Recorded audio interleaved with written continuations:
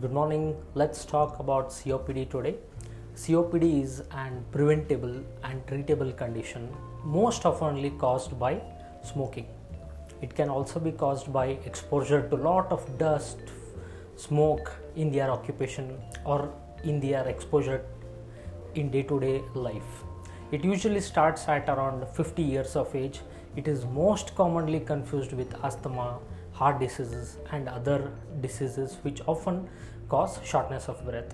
It can also be seen in genetical problems at an young age also. The most common symptoms of COPD are difficult to breathe, cough, breathlessness, uneasiness to do day-to-day normal life routine works. It can be very easily be treated. It is usually diagnosed with a simple test called as spirometry or lung function test.